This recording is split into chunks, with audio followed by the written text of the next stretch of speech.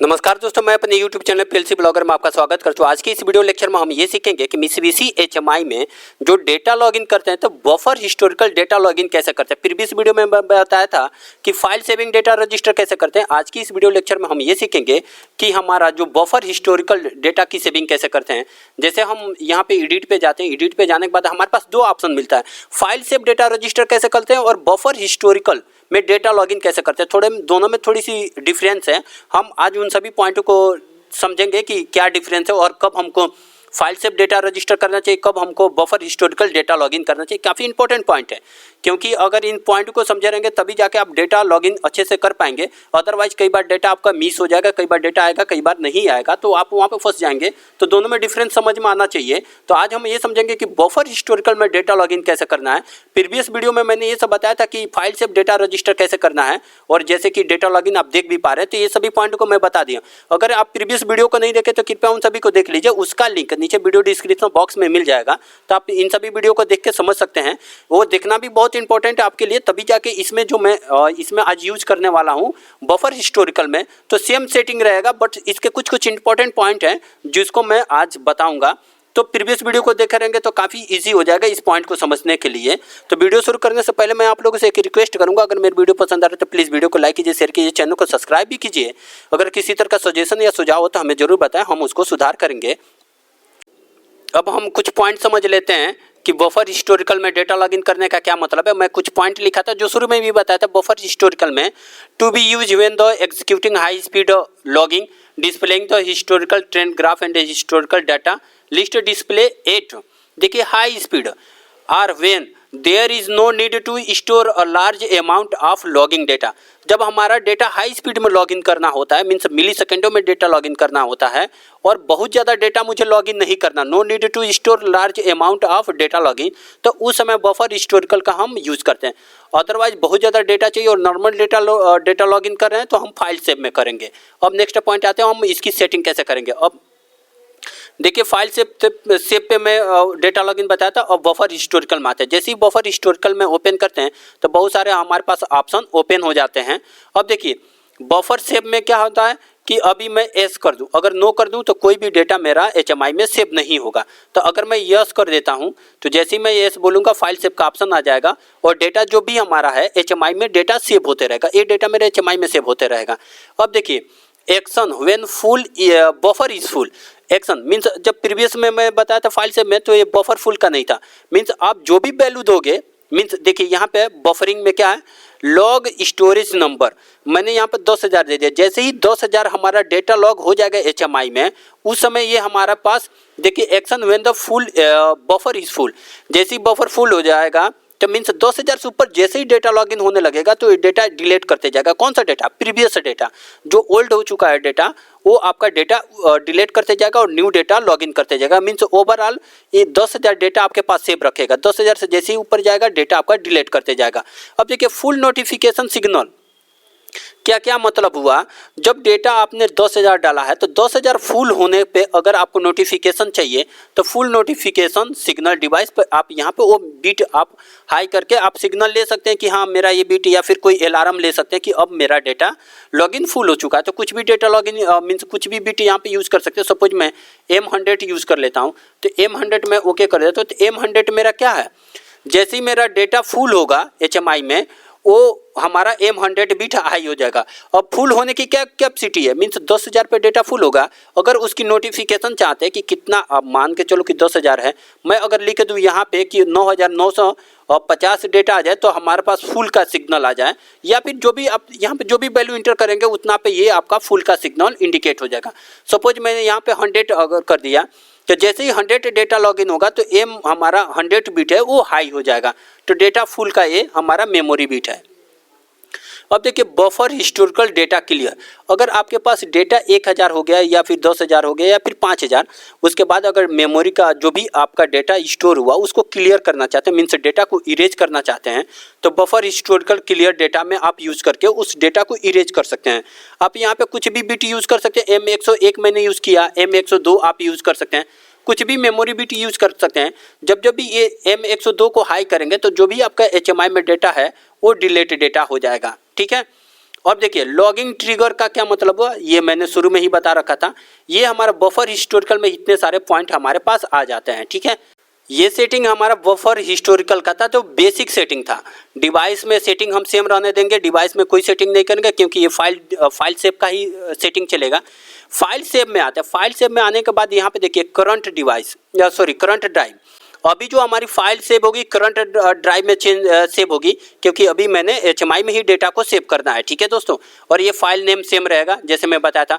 अब देखिए जो मैंने शुरू में बताया था कि फाइल सेव में ये हम ऑप्शन को स्किप किया था क्योंकि मैं स्टोर ट्रिगर उस समय नहीं बताया था। मैं बोला था कि बफर हिस्टोरिकल में मैं इन सभी पॉइंट को बताऊंगा। अब देखिए स्टोर ट्रिगर का क्या मतलब हुआ। स्टोर ट्रिगर का मतलब ये हुआ कि HMI से डेटा अगर आप SD कार्ड में लेना चाहते हैं तो स्टोर ट्रिगर बिट को हाई करना पड़ेगा। अब देखिए आउट एडिशनल फाइल, मैं इसको ओके करता हूँ। ओके करने के बाद इसको CSV फाइल में लेना चाहता हूँ और चेंज कर दिया मैं यहाँ पे। चेंज करने के बाद ये ड्राइव नेम पूछ रहा है, स्टोरेज जो एडिशनल, अब मैं जो मेमोरी कार्ड लगाया हूँ अब उसकी सेटिंग मैं यहाँ पे करूँगा। अब मैं यहाँ पे SD कार्ड लिख दूंगा और ये डेटा लॉगिन सेम रखूँगा।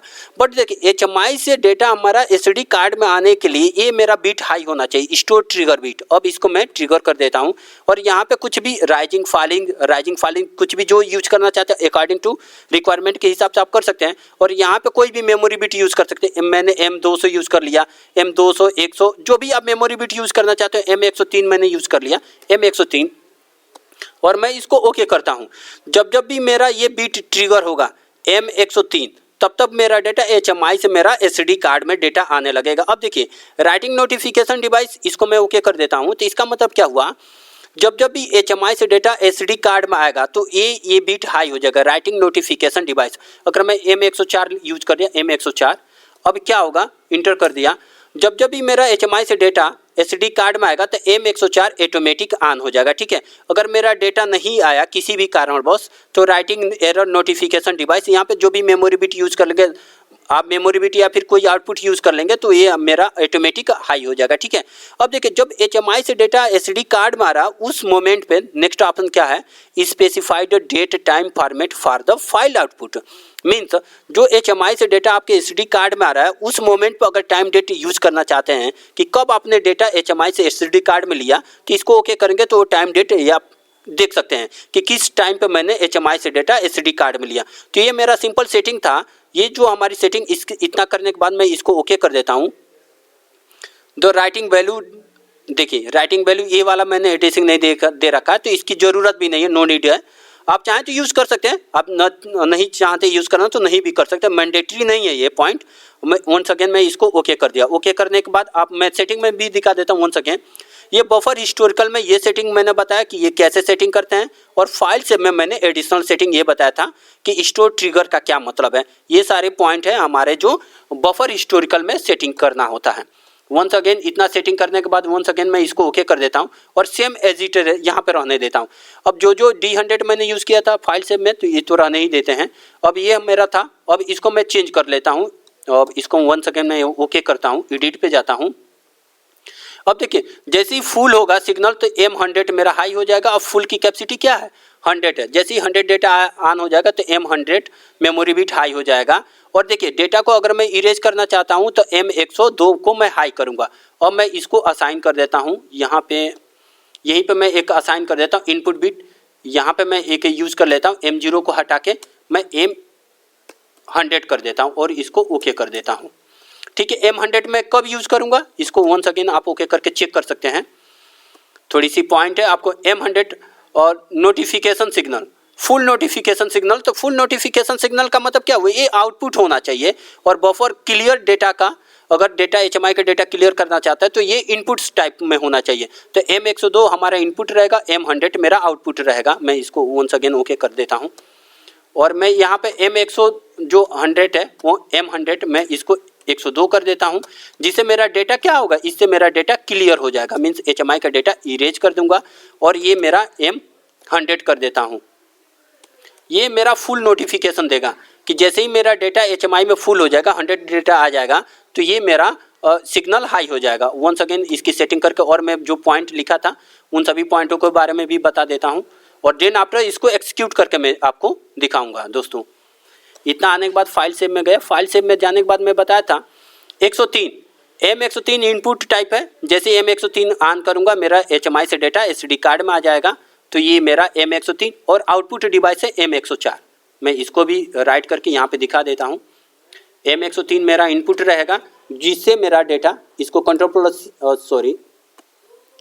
कंट्रोल+C से कॉपी करके कंट्रोल+V से पेस्ट कर देते हैं और M103 यहाँ पे मैं राइट कर देता हूँ। M103 क्या है? मेरा डेटा जो HMI से डेटा मेरा SD कार्ड में ट्रांसफ़र करेगा, वो मेरा बिट M103 है। अब देखिए M12 को भी मैं एडिट कर देता हूँ और इसको मैं लिख देता हूँ, और इसको मैं अभी ये ऐसे ही रहने देता हूँ और मैं चेक कर लेता हूँ कि क्या लिखना है। यहाँ पे थोड़ा बार बार वीडियो को चेंज करना पड़ रहा है, तो आप कंफ्यूज नहीं होंगे। पूरे पॉइंट को एक बार वंस अगेन देखेंगे तो आपको पता चले। M104 में लिखूंगा, M104 मेरा हाई हो जाएगा जब भी मैं डेटा HMI से और SD कार्ड में लूँगा। तो यहाँ पे एड्रेसिंग M104 कर देता हूँ।